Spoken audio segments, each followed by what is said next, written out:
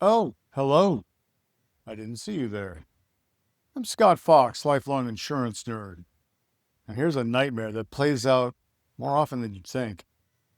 You've got comp and collision on your car. You pay the premium every month, on time, never miss. Then one afternoon, your partner grabs your keys to run to the store. There's a wreck. You do the responsible thing and file a claim. And the carrier says, no, not, we'll cover part of it. No, zero. The whole claim. Denied. The damage to your car. The damage to the other driver's car. The medical bills. All of it. Just sitting in your lap. And you did nothing wrong except pay for a policy you thought would protect you. So how does that happen? Because buried in your policy, there's a signature you probably forgot about. A little endorsement that says, one specific person in your household is not allowed to drive your car. And the moment they did, your coverage didn't shrink, it vanished.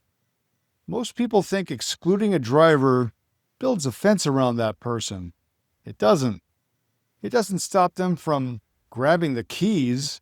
It just deletes the coverage the second that they do.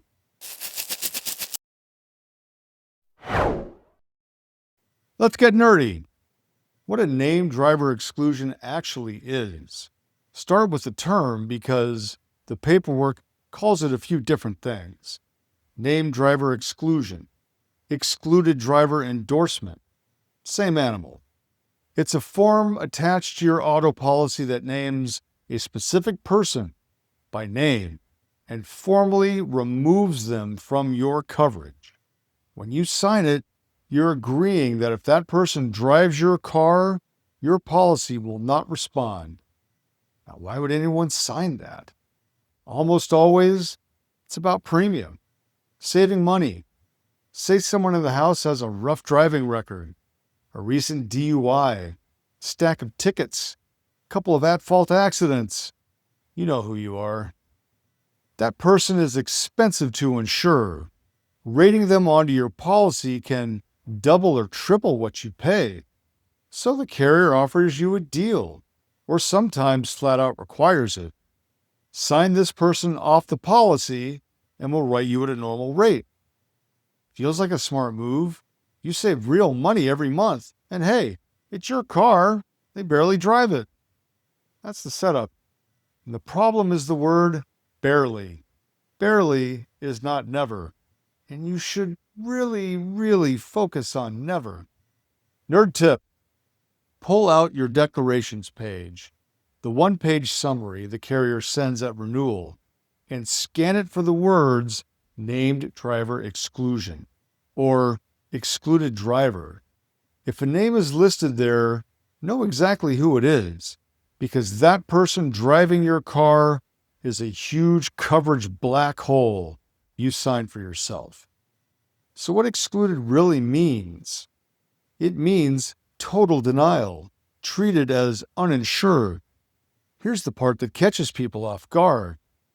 When an excluded driver gets behind the wheel of your car and there's an accident, the policy doesn't just deny the injuries to that driver, it denies everything. No liability coverage, which is the part that pays other people that you hurt. No collision, which is the part that fixes your own car. The carrier looks at that accident, sees the excluded name behind the wheel, closes the file and moves on. So the fender bender that would have been a routine claim, the kind where you just pay your deductible and move on, becomes a huge bill with your name on it. Your car, out of pocket. The other driver's car, out of pocket. If somebody's hurt, their medical bills and their lawyer, out of pocket. There is no, the carrier covers up to a limit here because the coverage was just switched off the moment they turned the key. And this holds even if it was an emergency, even if it was just one time, even if your partner has driven perfectly for 10 years and you swore they'd never touch that car. The endorsement doesn't read intentions. It just reads the name on the accident report. Nerd tip. Understand that an exclusion is binary, not a discount. It doesn't reduce your coverage for that driver, it removes it entirely. So a single trip by the excluded person exposes you to the full cost of the wreck. If there's any real chance they will ever drive the car, an exclusion is just the wrong tool to use. Now, the exposure doesn't stop at the denied claim. Let's say the worst happens and the excluded driver seriously injures someone. You might be thinking, well, that's between the injured party and the person who was driving, right? Right? Not so fast. You owned the car. You handed over the keys, or you left them where the excluded person could grab them. There's a legal idea called negligent entrustment, which in plain English means you can be held responsible for letting someone drive your vehicle when you had reason to know they were a risk. So the injured party's attorney doesn't just look at the driver, they look at you, the owner, and at whatever you own, your savings, your home equity, your future wages. This is the quiet second half of the trap. The denied claim is the first hit, the money you're out to fix the cars. The lawsuit is the second hit, and it's the bigger hit, because there's no policy standing between you and that hit. Your liability coverage, the thing that normally hires the lawyer and pays the judgment, was excluded right along with everything else. Nerd tip: recognize that excluding a driver removes your liability shield, not just their coverage. So if that person injures someone in your car, you can be sued personally with no policy defending you. Weigh that downside against the monthly savings before you agree to the exclusion. So what do you actually do? If the excluded person genuinely never drives the car, an exclusion could be a legitimate way to keep the policy affordable. But if they're in your household and there's any realistic chance they'll drive, you've got two real options. Option one is the clean one. Take them off the exclusion and rate them as a driver on the policy. Yes, your premium goes up, sometimes a lot, but you're buying back the coverage, which means a wreck is a claim instead of a catastrophe. That's the trade you're actually making. Option two is where the non-owner policy comes in. And this is where I want to be precise because people get this wrong. A non-owner policy, sometimes called an operator's policy, gives a person liability coverage when they drive cars they don't own and they don't have regular access to. It's built for the renter, the borrower, the person who needs to prove financial responsibility but doesn't own a car of their own.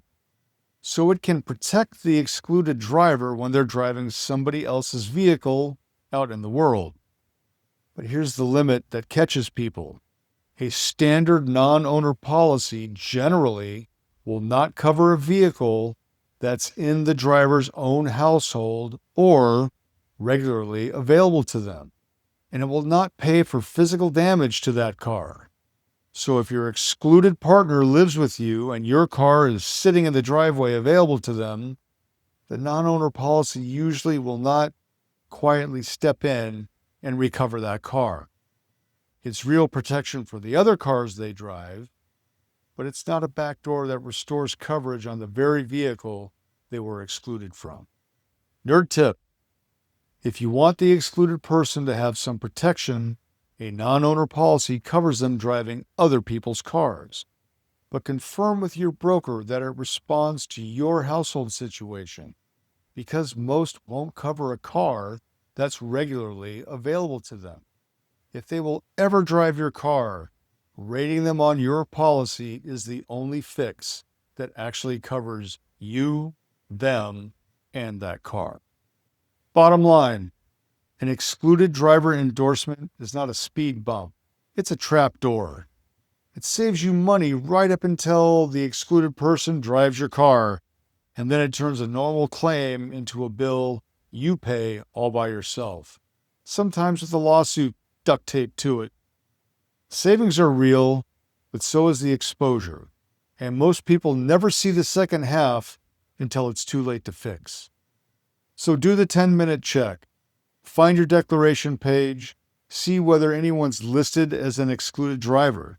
Ask yourself honestly whether that person will ever, under any circumstances, drive that car.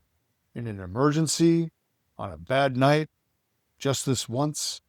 If the answer is anything other than a hard never, call your broker and talk about rating them instead. The time to find out your coverage is gone is not the moment you're standing next to two wrecked cars. If you want a second set of eyes on your auto policy and you're not sure whether there's an exclusion hiding on it or whether it's the right call for your household, book a 15-minute coverage review with me. Links in the description. No quote, no sales pitch, just a straight read of what your policy actually says. And if you've got a question that I did not cover here, please drop it in the comments. I read them all, and I'll pin the answers so everyone else can see it too. Thanks for watching, and as always, stay nerdy, my friends.